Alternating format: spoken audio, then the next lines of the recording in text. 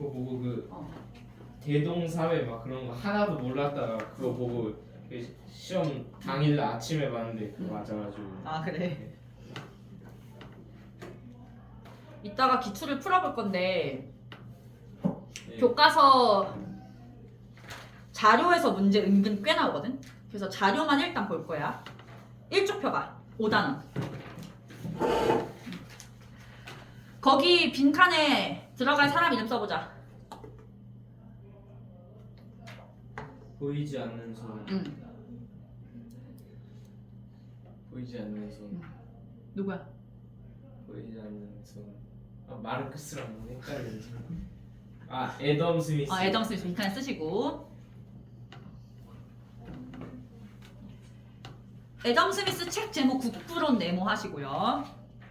분업의 중요성과 개인의 경제적 자율성 보장을 역설하였다. 나 옆에 그 박스 안에 있는 내용 한번 읽어보자. 생산 과정을 여러 사람이 나누어 일을 완성하는 분업은 노동의 생산성을 촉진하고 개선한다. 분업의 중요성 얘기하고 있지. 그 다음 아래에는 밑줄 그어보자. 우리 이미 본 적 있는데 우리가 저녁을 먹을 수 있는 것은 정육점 주인과 양조업자, 빵집 주인의 자비 때문이 아니라 그들 각자가 자신의 이익에 관심을 두기 때문이다.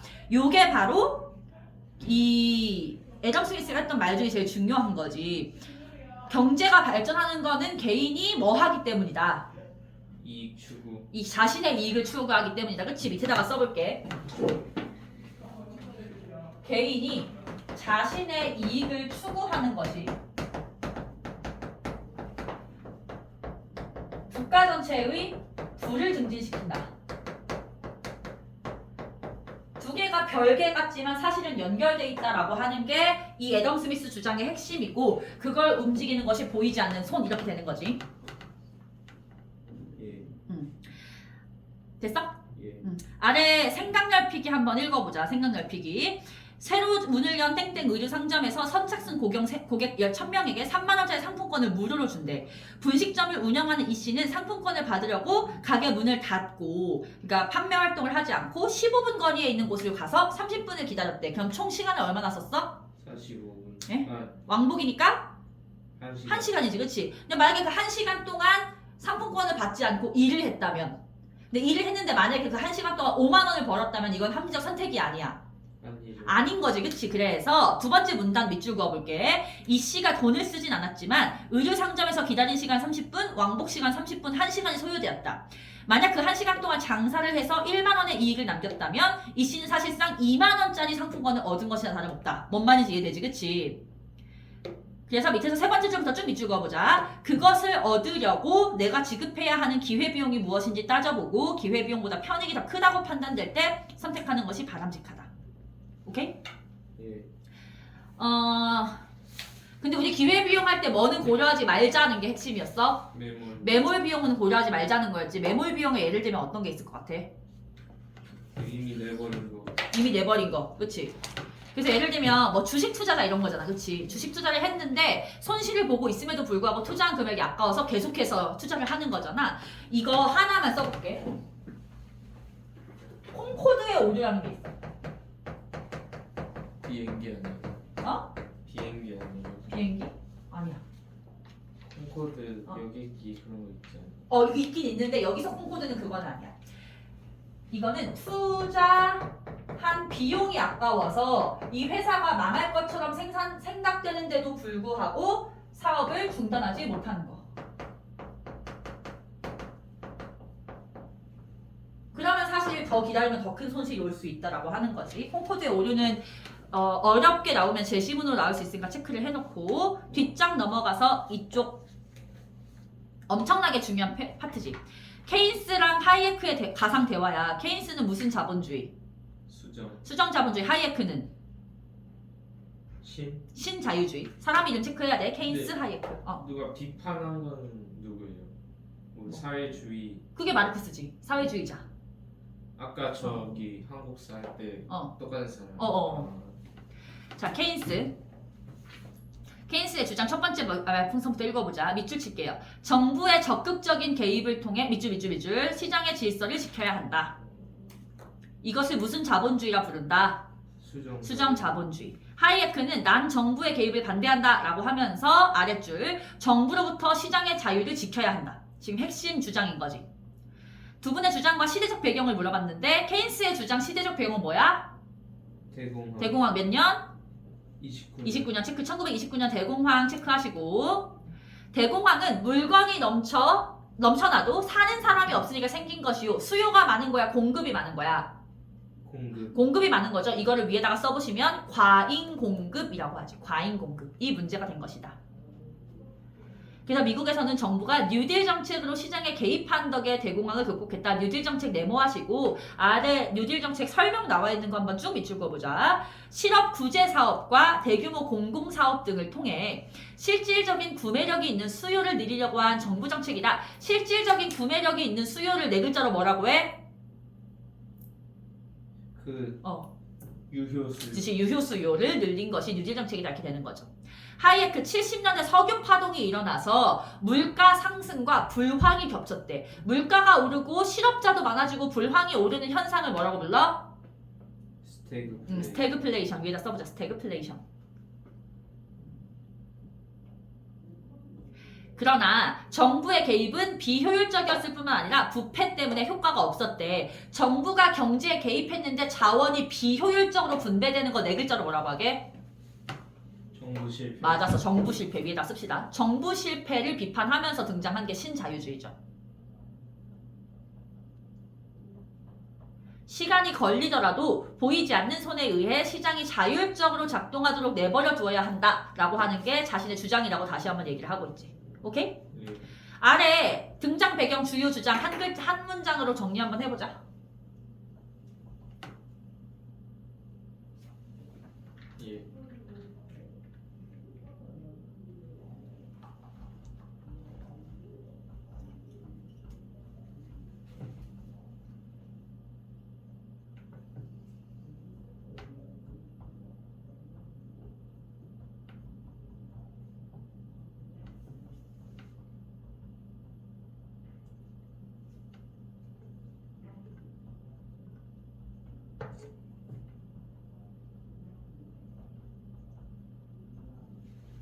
다 썼어? 케인스 등장 배경 대공황 몇 년? 1929년. 주요 주장 정부 개입이 필요하다. 그렇지. 정부가 시장 개입을 하는 것이 필요하다. 하이에크 배경? 스태그플레이션. 뭐 때문에? 석유 파동 몇 년대? 2000? 에? 1990. 에? 70년대. 이것까지 알아야 돼. 주요 주장은? 정부 개입 X. 그치. 정부는 개입하면 안 된다. 또 시장의 자율성을 보장해야 한다.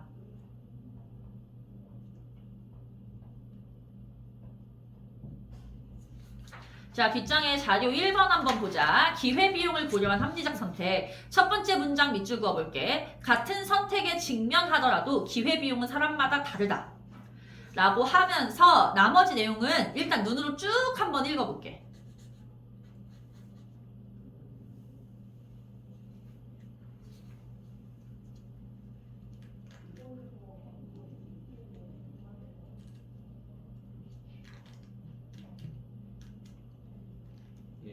다 읽었어? 그럼 아래 표 한번 작성해보자.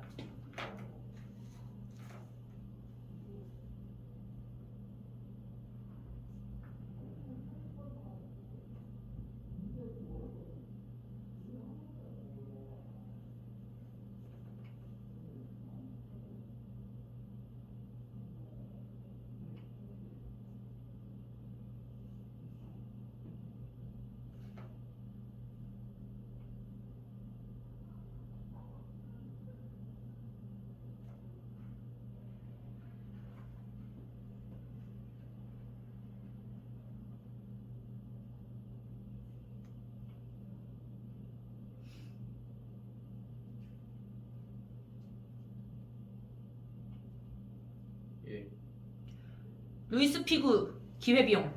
대학 진학. 편입. 프로축구팀 입단. 그치. 빌 게이츠 기회비용. 대학 졸업. 편입. 창업. 그치. 하느니 기회비용. 다른 진로 모색. 대학 진학 대신.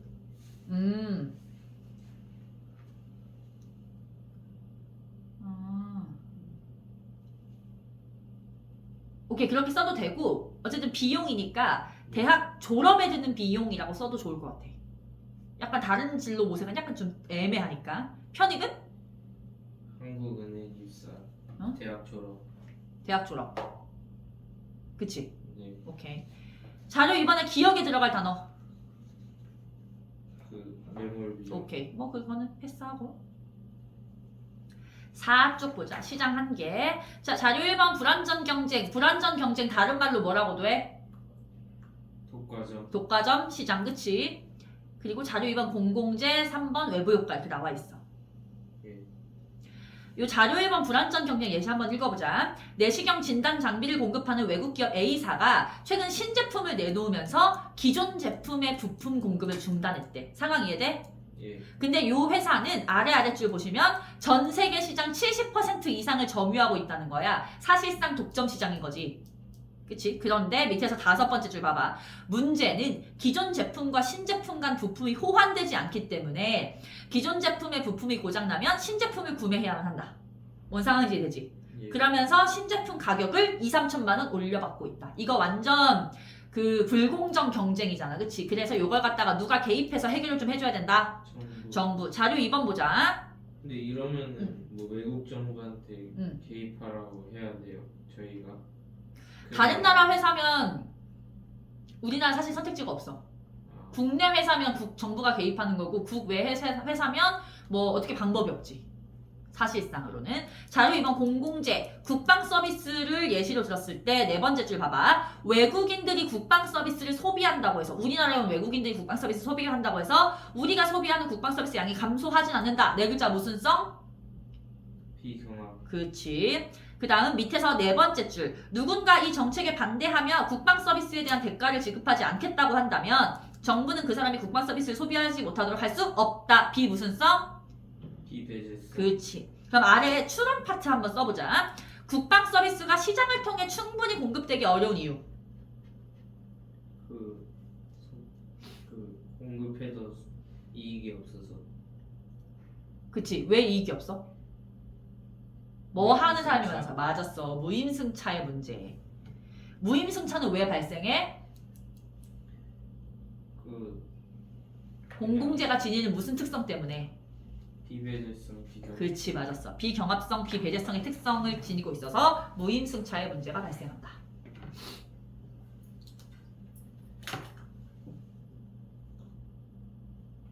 됐어? 예. 자료 3번 보고서 기억과 니은에 들어갈 말 설명해 봅시다. 기억은?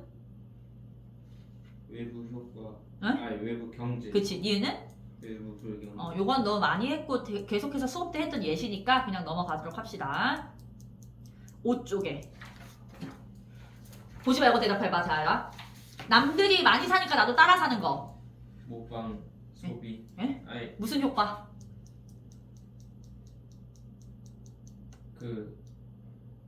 편승 효과. 편승 효과. 영어로는? 모르겠. 교재 봐봐.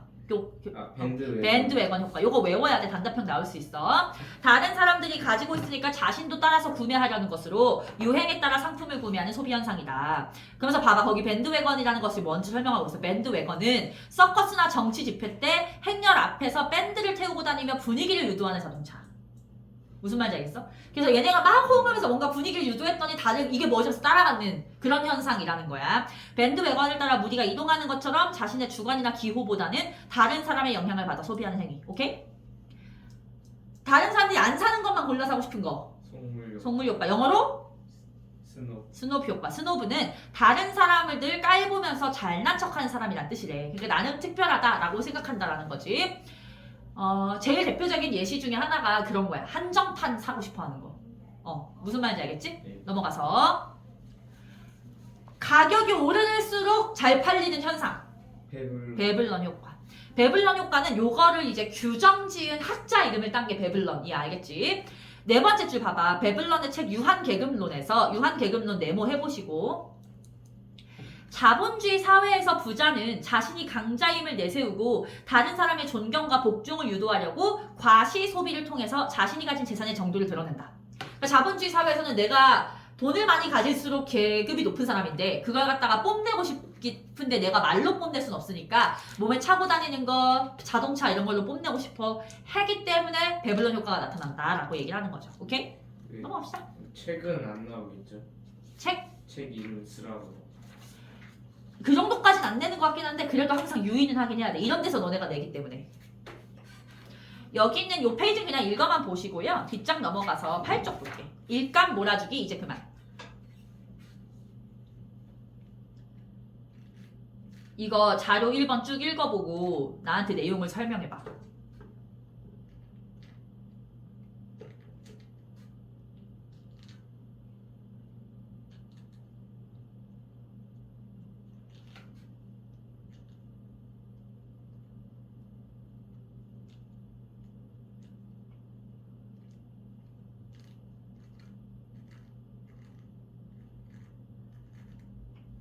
일감 몰아주기가 뭐야?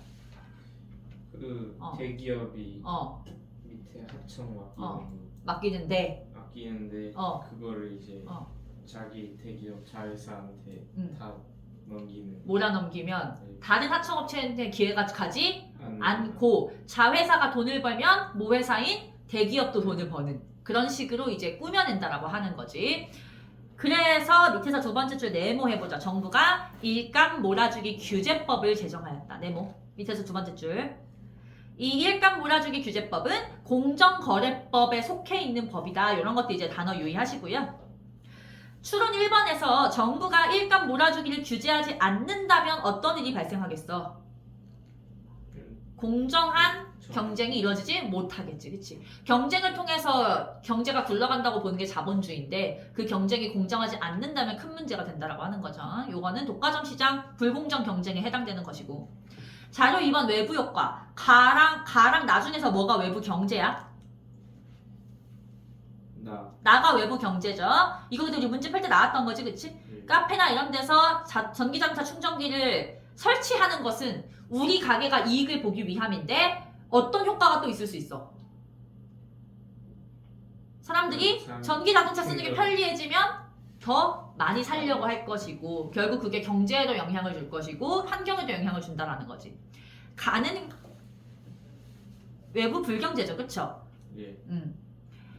그래서 지금 가 같은 경우에는 어떤 법적 제재와 같은 규정을 지금 만들고 있고 나 같은 경우는 지원금을 주는 거잖아. 이렇게 가해라. 외부 경제는 보조금 같은 걸 주고 외부 불경제는 벌금을 주고 이런 것들을 다 섞어져 뭐라고 하잖아. 경제적 유인. 그치. 위에다가 써봅시다. 경제적 유인. 이것도 사실 경제 용어이기 때문에 정확한 단어로 알고 있어야 돼. 뒷장에 9쪽에서 가계와 기업의 관계 나와 있는데 요거 우리 첫날 수업 때 했었잖아. 쌤이 필기해준 거. 근데 얘 별표 하나 하세요.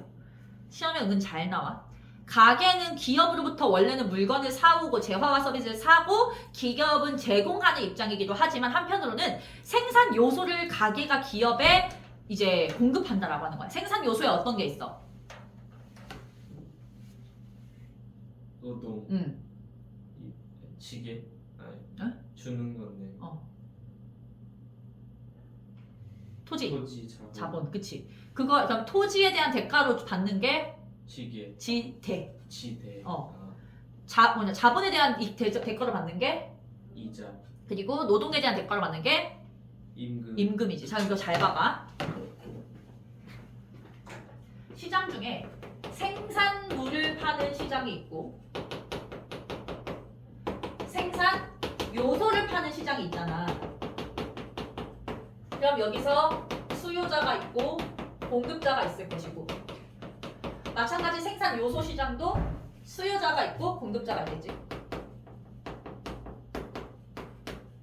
이때 생산물 시장의 수요자는 가게야 기업이야? 생산물은 수요가 기업. 가게요. 가게지. 이게 공장에서 나온 물건 얘기하는 거잖아. 기업이 공급이지. 생산 요소 시장은 누가 수요자야? 기업이 자본과 노동력과 토지를 필요로 하니까 기업이 수요자고 가게가 공급자가 된다. 요거 옆에다가 써놓으세요. 시험에 잘 나옵니다.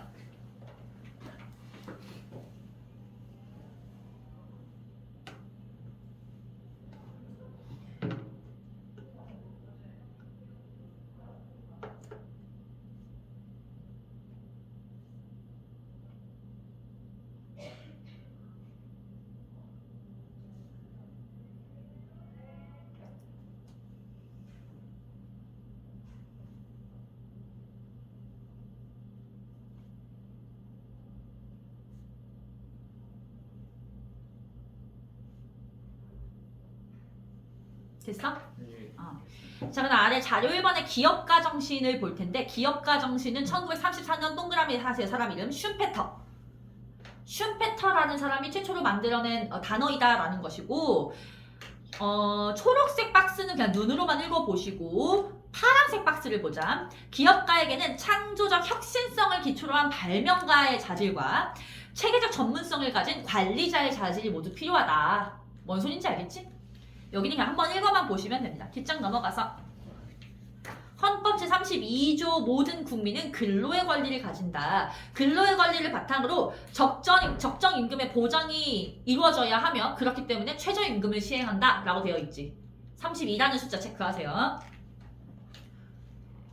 그리고 노동자의 3대 권리, 노동 3권, 근로 3권 뭐뭐뭐 있어. 단결권, 단체 행동권, 교섭, 단체 교섭권. 그치. 이거 다 시험 잘 나온다. 단답형 잘 나와. 단결권이 뭐야? 막 어. 모여서 시위 같은. 아니야. 단결권. 뭐 노동조합 결성. 그치. 노동조합의 결성할 권리가 단결권. 단체 교섭권은? 서로 협상. 그치. 단체 행동권은? 그게 시위 같은. 그치. 교섭이 안 됐을 경우 시위라든가 파업 같은 단체 행동할 수 있다. 그거 구분해야 돼. 알겠지? 뭐 안에 자료 2번은 눈으로만 보시고요. 11쪽 넘어가서 자료 1번에 노동자들의 권리를 보장한 독일의 노동자 평의회 이렇게 나와 있어. 노동자 평의회에다가 네모를 하시고요.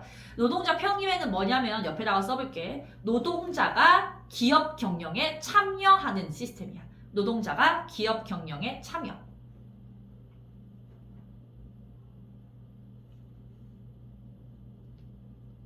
오케이? 네. 그러기 위해서 만든 게 노동자 평의회인데 자 봐봐 2008년에 세계 경제 위기가 전 세계를 휩쓸었을 때 독일이 경제 침체로 인해서 구조조정을 해야 되는 상황이었대. 구조조정이 뭐야?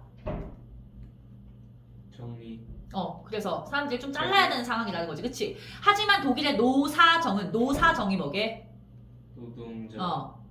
사는 사용자, 사용자. 사측 그리고 정은 정부. 정부. 셋이 이렇게 협의를 해본 결과 해고하지 말고 일하는 시간 좀 줄이자.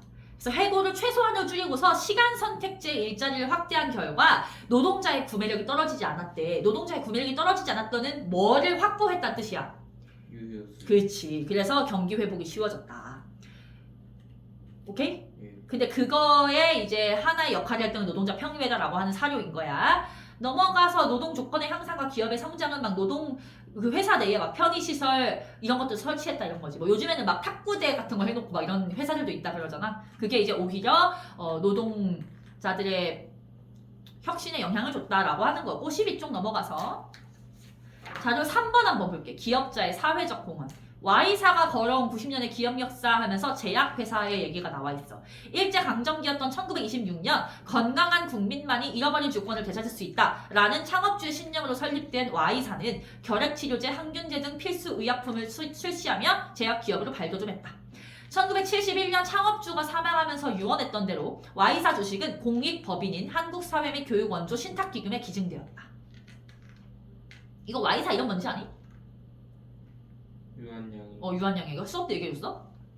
아니 옛날에 배웠던 거 같아. 맞아 유한양이야.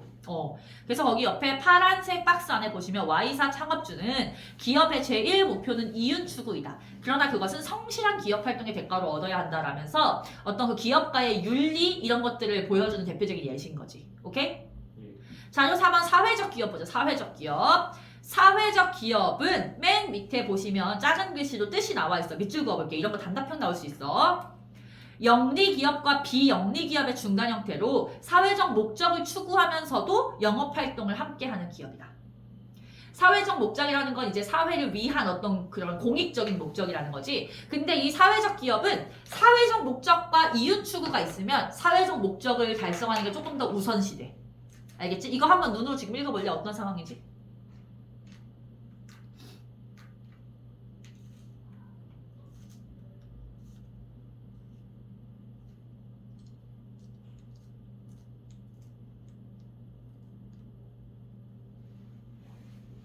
읽어봤어? 예.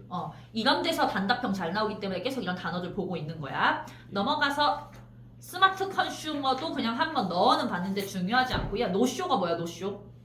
안 사는 거. 에? 아니 예약해놓고 안 가. 나타나지 않는 거지. 말도 없이. 그치? 이거 사업자에게는 피해가 가겠지만 다른 소비자에게 피해 갈까 안 갈까? 안 가죠. 피해 가지. 아, 예를 들면 음식점이나 이런 건 괜찮지만 병원 같은 거 있잖아. 내가 예약을 하려고 했더니 예약이 꽉 찼다고 해서 예약을 못해서 지금 치료를 못 받고 있는데 정작 그 시간에 예약한 환자가 나타나지 않으면 피해를 주는 거지. 오케이? 넘어가서 14쪽. 윤리적 소비. 윤리적 소비 뭔지 알지? 예. 두 번째 문단 한번 보자. 우리나라에서는 1990년대 초 우리밀 살리기 운동에서 시작된 뒤 동물복지농장, 친환경 건축, 공정무역 제품, 공정여행 등으로 분야를 넓혀가고 있다. 공정무역이 뭐지?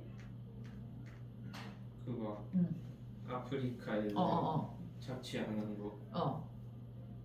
그 정도까지 배워요. 그러니까 아프리카에서 보통 이게 공정무역하면 커피가 제일 많은데 아프리카 브라질 아니지. 아프리카의 뭐냐 에티오피아 아니면 브라질 이런 데서 이제 커피 콩 많이 생산하잖아. 근데 그 사람들이 엄청나게 노동을 많이 하지만 이익은 거의 돌아가지 않아. 한 2% 5%밖에 돌아가지 않고 대부분의 이익은 미국 같은 나라에서 만드는 대기업들이 유통업체들이 가져간다는 거지. 근데 공정무역으로 하면 그걸 생산한 국가의 이윤이 많이 돌아가게끔 해주는 거야. 공정여행은 뭘까? 공정여행. 만약에 네가 베트남 여행을 갔어. 근데 베트남에서 쌀국수가 입맛에 안 맞아가지고 맥도날드를 가.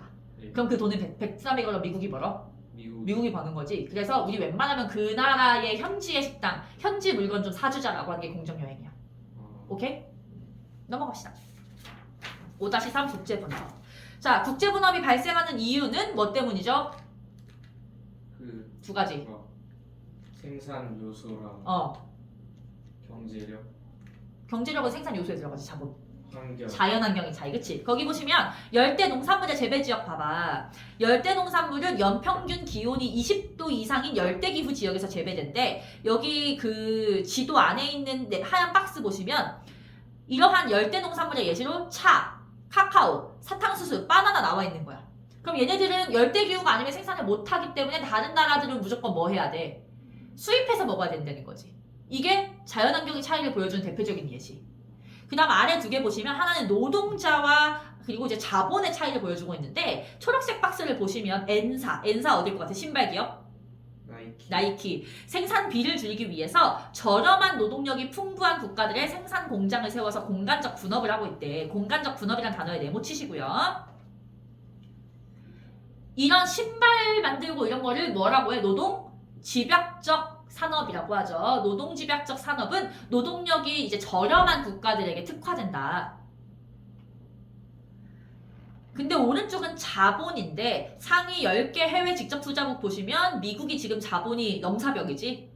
그 다음 일본, 중국, 네덜란드 쭉쭉쭉 가고 있다. 그래서 아래 설명문 보시면 자본이 풍부한 국가는 그 자본을 다른 국가에 직접 투자함으로써 그 국가가 가진 생산 요소의 이점을 활용한다. 예를 들면 미국이 나이키가 미국 거잖아. 근데 베트남이 노동력이 싸니까 거기다가 투자하고 또 딴 데다가 투자하고 이런 식으로 할 수 있는 자본이 충분히 주어졌기 때문에 국제 분업이 일어난다는 거죠. 노동자하고 자본은 뭐의 차이? 생산 요소의 차이. 써보세요. 거기 위에다가. 생산 요소의 차이. 위는 자연환경의 차이, 아래는 생산 요소의 차이를 보여준다. 오케이? 예. 아래로 가서 비교 우위의 원리인데 비교 우위론을 주장한 학자 이름은 데이비드 리카드. 리카드 이름 체크하시고요. 절대 우위론은 누가 주장했는지 알아?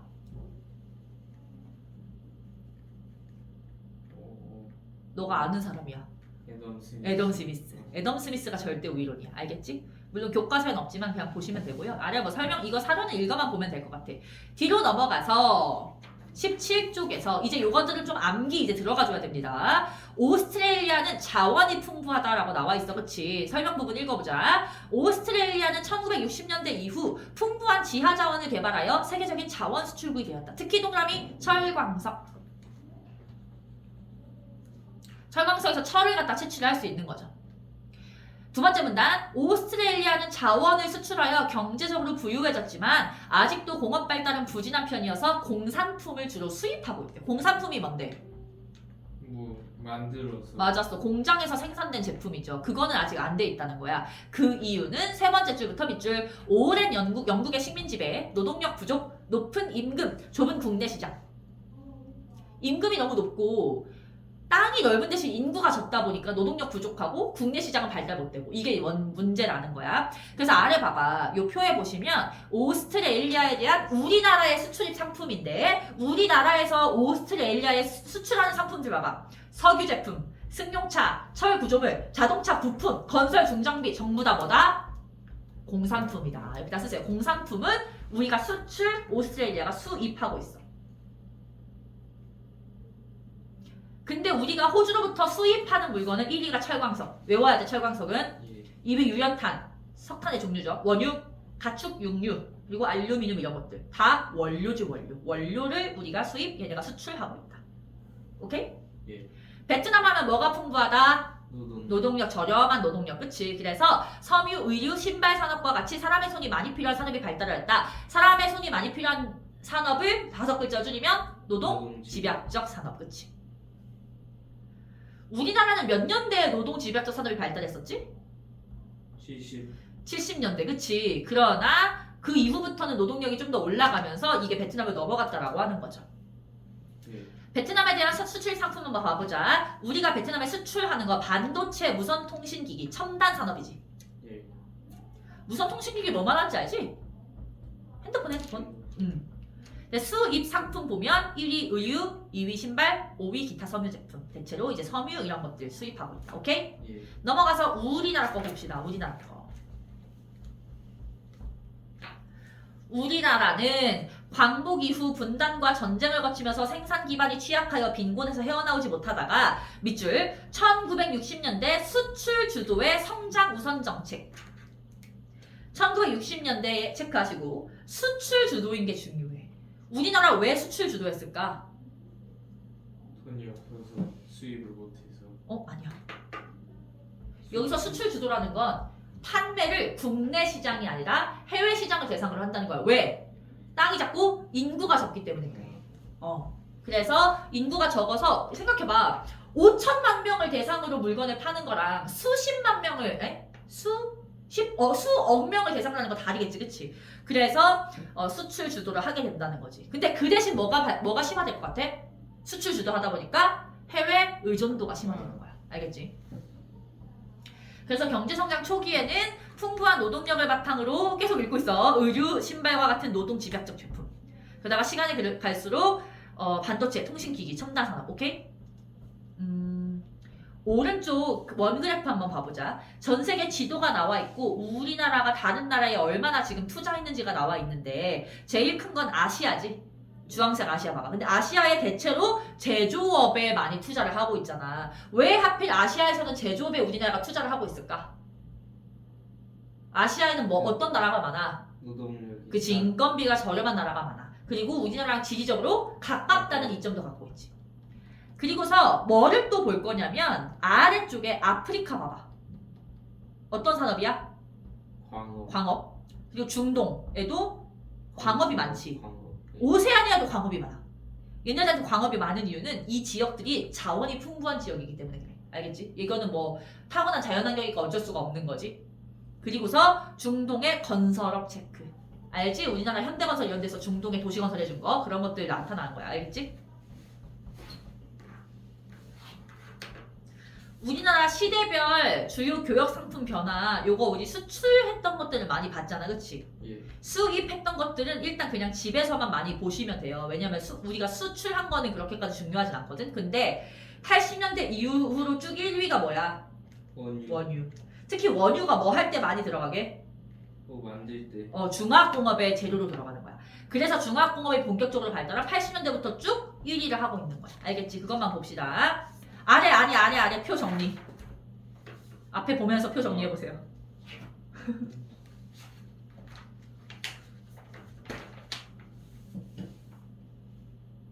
5단원 보고 깔끔하게 씌워버리자.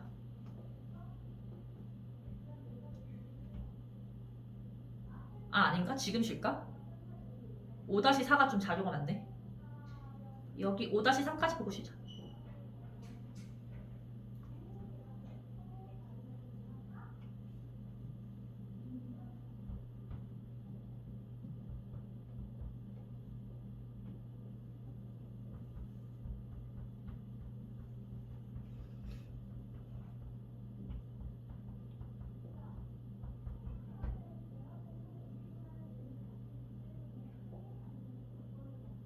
의류가 중화학공업이에요. 의류는 섬유니까 노동집약이지.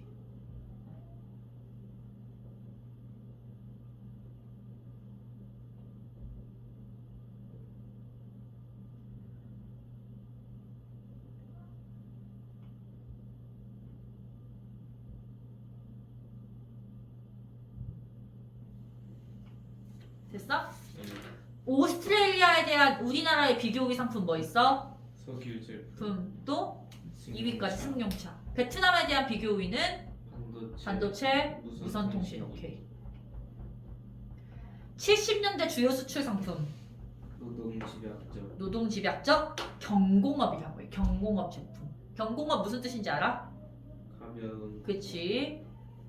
저임금 노동력이 풍부했기 때문이다. 80년대는 의류와 중화학공업이 발달한다. 이유는 기술 발전, 기술 발전도 있고 옆에다가 써보시면 정부가 중화학공업 육성 정책을 펼쳤어.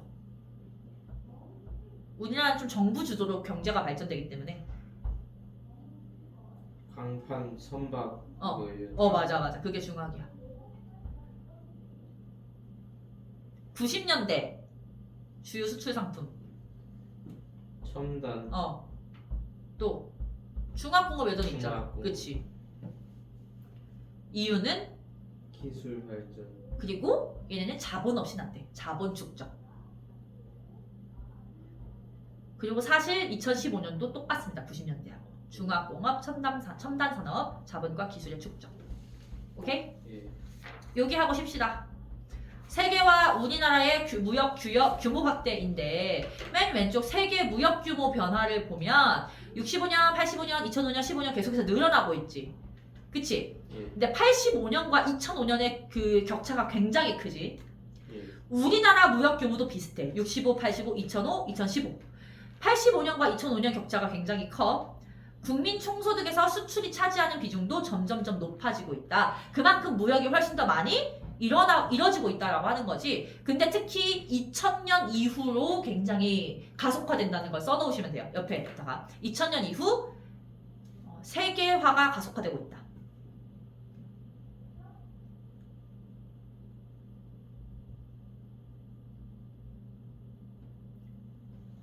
특히 초록색 그래프를 보시면 우리나라 국민 총소득에서 수출이 차지하는 비중이 8.5%였잖아. 예. 그 말은 90% 넘는 비중은 다 국내에서 이루어졌다는 건데 지금은 이제 절반 정도가 수출이라고 하니까 그만큼 무역이 활발히 일어나고 있다라는 걸 우리나라의 모습에서 볼 수 있는 거다라고 하는 거고 여기까지 보고 쉬었다가 5-4부터 조금 이따 보자. 근데